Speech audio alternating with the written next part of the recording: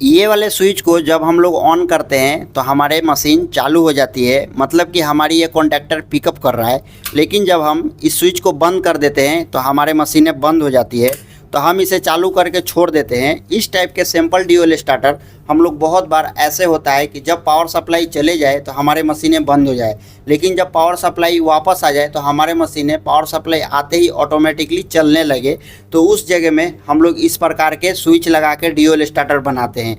इसे आप मोटर चलाने के लिए, मशीन चलाने के लिए, बहुत तरह के काम के लिए आप यूज कर सकते हैं, जो कि आपको पुश बटन लगाने की इसमें कोई भी ज़रूरत नहीं है। इस टाइप के एक सिंपल स्विच के मदद से आप इस टाइप का ड्यूल स्टार्टर बना सकते हैं। तो किस प्रकार से बनाएंगे आज के इस वीडियो में कंप्लीट जानकारी आपको देने वाले हैं। तो बने रहिए वीडियो में शुरू से अंत तक। मैं हूं इम्तियाज, आप देख रहे हैं हीट ट्रीटमेंट मेंटेनेंस। आइए दोस्तों, आज के वीडियो शुरू करते हैं। तो गाइस, इसे बनाने के लिए हमें इतने सारे सामान की ज़रूरत पड़ेगी, जिसमें हमने एक कॉन्टैक्टर लिए हुए हैं। ये कॉन्टैक्टर हमारे L&T कंपनी के द्वारा बनाया गया है। MNX 9 इसके मॉडल नंबर है। उसी के साथ ये वाले कॉन्टैक्टर हमारे 4 पोल की है। 3 जो पॉइंट है वो लाइन इनपुट के लिए है, और जो चौथा पॉइंट है वो हमारा NO पॉइंट है। ये वाले कॉन्टैक्टर हमारे 220 या 230 वोल्टेज पर काम करते हैं। उसी के साथ हमने एक ओवरलोड रिले लिए हुए हैं। कभी भी हमारे मोटर करंट ज़्यादा ले या किसी फेस के प्रॉब्लम हो तो हमारे मोटर ऑटोमेटिकली ट्रिप हो जाए और किसी भी प्रकार के मोटर को नुकसान ना हो, तो इसीलिए हमने एक ओवरलोड रिले लिया हुआ है। उसी के साथ हमने यहाँ पर एक NO स्विच लिए हुए हैं, जिसे हम ऑन ऑफ कर सकें। और एक MCB हमने लिया हुआ है सेफ्टी के लिए। हमारे ये वाले MCB डबल पोल की है और स्नाइडर कंपनी के द्वारा बनाया गया है। वायरिंग करने से पहले एक चीज़ आपको बताना चाहूँगा कि आप किसी भी मोटर के लिए या किसी फर्नेस के लिए या किसी ऐसी मशीन के लिए आप इस टाइप के अगर ड्यूल स्टार्टर बना रहे हैं तो उस जो मोटर की कैपेसिटी है उस कैपेसिटी से 2 गुना ज़्यादा का आपको कॉन्टैक्टर लेना होगा। और जो ओवरलोड रिले लेना होगा तो मोटर पे या जो मशीन के लिए आप बना रहे हैं उस मशीन पे जो रेटिंग लिखा हुआ है करंट की, उसी करंट के रेटिंग के बराबर ये वाले ओवरलोड आपको लेना होगा। तो सबसे पहले गाइस, ये वाले जो हमारे ओवरलोड रिले है, इस ओवरलोड रिले को हम लोग यहाँ पर ये जो हमारे कॉन्टैक्टर के पॉइंट है T1, T2, T3, इसके अंदर में इसको फिट करेंगे। फिट कैसे करेंगे? तो यहाँ पर ये तीनों पॉइंट में स्क्रू लगा हुआ है। इन तीनों स्क्रू को खोल लेंगे हल्की हल्की, और खोल के कुछ इस टाइप से ओवरलोड रिले को इसमें फिट कर देंगे, और फिट करके इन तीनों स्क्रू को टाइट कर देंगे। तो देखिए गाइस, हमने यहाँ पर ओवरलोड रिले को टाइट कर दिया है। एक चीज़ आपको और बताना चाहूँगा, जैसे कि हमारे कंपनी में फर्नेस के जो पैनल है इसी प्रकार से इसका स्टार्टर बनाया हुआ है उस फर्नेस के कॉन्टैक्टर को ऑन ऑफ करने के लिए, लेकिन उसमें ओवरलोड रिले नहीं लगा है। तो जब आप मोटर के लिए यूज कर रहे हैं इस टाइप के स्टार्टर, तो आप ओवरलोड रिले का यूज करें। मोटर के अलावा किसी और चीज़ के लिए अगर आप यूज कर रहे हैं तो उसमें आपको ओवरलोड यूज करने का ऑप्शन नहीं मिलेगा, क्योंकि जो हेवी ड्यूटी होता है, जो बड़ा साइज का कॉन्टैक्टर होता है, उसमें हम ओवरलोड रिले नहीं यूज कर सकते हैं।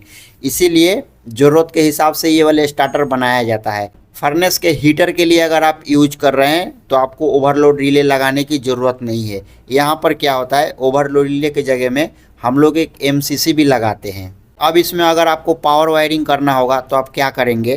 तो ये जैसे मैंने कंट्रोल के लिए 2 पोल के MCB लिए हैं, तो पावर वायरिंग करने के लिए आपको 3 पोल का MCB का यूज करना होगा। उसमें से RY भी उठाएंगे और यहाँ लाइन 1, लाइन 2, लाइन 3 दिया हुआ है, इसमें दे देंगे। और जो आउटपुट पॉइंट है यहाँ पे मोटर के तार ला के जोड़ देंगे, जैसे कि T1, T2, T3 यहाँ पर मोटर के तार ला के जोड़ देंगे। तो ये काफ़ी सिंपल है इसके पावर वायरिंग करना। तो चलिए आप कंट्रोल वायरिंग दिखाते हैं। तो कंट्रोल वायरिंग के लिए इसमें हम लोग सबसे पहले न्यूट्रल कनेक्शन करेंगे। न्यूट्रल कनेक्शन करने के लिए हमारे ये वाले जो डबल पोल की MCB है, ये वाले हमारे न्यूट्रल पॉइंट है। MCB के आउटपुट में एक तार को जोड़ेंगे इस जगह में, और जो हमारे कॉन्टैक्टर के कॉइल वाले टर्मिनल है, जैसे A1 है, A2 है, तो हम लोग यहाँ A1 में लाके न्यूट्रल तार जोड़ देंगे। तो देखिए गाइस, हमने यहाँ पर न्यूट्रल के तार जोड़ दिए MCB के आउटपुट से लेकर, और ये जो हमारे कॉन्टैक्टर के A1 टर्मिनल है यहाँ पर लाके हमने जोड़ दिया है। अब इसमें इसके पावर वायरिंग करेंगे। तो इसके पावर वायरिंग करने के लिए हमारे ये वाले जो MCB है, इस MCB के लाइन वाले जो टर्मिनल है यहाँ आउटपुट, यहाँ से एक तार को जोड़ेंगे, और ये जो हमारे ओवरलोड रिले है, इस ओवरलोड रिले के 95 नंबर टर्मिनल में हमें जोड़ना है। तो देखिए गाइस, एमसीबी के आउटपुट से लेकर और ये जो हमारे ओवरलोड रिले हैं इसके 95 नंबर पॉइंट में हमने लाके जोड़ दिया है। अगर आप यहाँ नहीं जोड़ते हैं तो कभी भी आपके मोटर ओवर करंट लेगी या फेस का कोई प्रॉब्लम होगा या वोल्टेज का कोई प्रॉब्लम होगा तो आपके मोटर ट्रिप नहीं करेगी। तो इसीलिए आपको 95 नंबर जो एनसी पॉइंट है इसको ज़रूर यूज करना है। तो हमने यहाँ पर 95 नंबर एनसी पॉइंट में जोड़ दिया है। उसके बाद क्या करेंगे, ये वाले हमारे 96 नंबर एनसी के आउटपुट टर्मिनल है, तो यहाँ एक तार को जोड़ेंगे और ये वाले जो हमारे एनओ स्विच है यहाँ पर लाके जोड़ देंगे।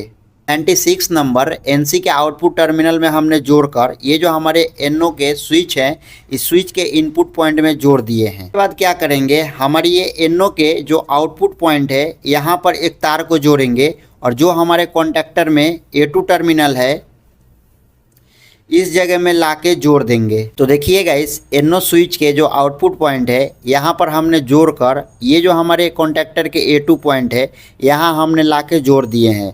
हमारे कनेक्शन ऑलमोस्ट कंप्लीट हो गए हैं। अब आपको चेक करके दिखाएंगे। इंडिकेशन के लिए यहाँ पर एक छोटे से बल्ब लगा देते हैं। तो यहाँ से हम पावर सप्लाई को ऑन करते हैं।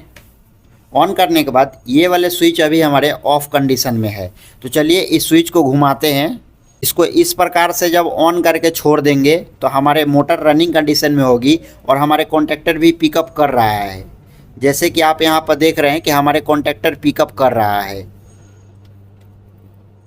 इससे पहले जो मैंने आपको वीडियो बना के ड्यूल स्टार्टर के दिखाए थे उसमें आपको होल्डिंग कनेक्शन दिखाया था, लेकिन इस कनेक्शन में होल्डिंग करने की हमें कोई ज़रूरत नहीं होती है। जहाँ पर भी पुश बटन का यूज किया जाता है वहाँ पर होल्डिंग कनेक्शन का यूज किया जाता है, लेकिन यहाँ पर हमने डायरेक्ट स्विच लगाए हुए हैं तो स्विच में होल्डिंग करने के कोई भी प्रकार के सिस्टम नहीं होता है। लेकिन ये जो स्विच है इसी स्विच में ऑटोमेटिकली होल्ड करने का ऑप्शन होता है। जैसे कि स्विच को हम इधर की तरफ घुमा देते हैं तो हमारे स्विच यहीं पर रहेगा और स्विच को इधर की तरफ घुमा देंगे तो हमारे स्विच ये ऑफ कंडीशन में होगा। ना ही ये अपने आप चालू हो सकता है और ना ही अपने आप बंद हो सकता है। तो जिस मशीन के लिए इस टाइप के कनेक्शन का ज़रूरत होता है कि पावर सप्लाई कट हो जाए तो हमारे मशीन बंद हो गई, लेकिन पावर सप्लाई जब वापस आ जाए तो हमारे मशीनें अपने आप चल जाए, इसीलिए हम लोग इस टाइप के कनेक्शन बनाते हैं। तो गाइस, आई होप कि ये वीडियो आपको पसंद आया होगा। तो वीडियो को कर दीजिए एक लाइक, अपने दोस्तों के साथ शेयर करिए। हमारे चैनल या पेज पर नए हैं तो पेज को फॉलो और चैनल को सब्सक्राइब जरूर करिए। इससे जुड़ा कोई डाउट है आपके मन में तो आप हमें कमेंट करके पूछ सकते हैं।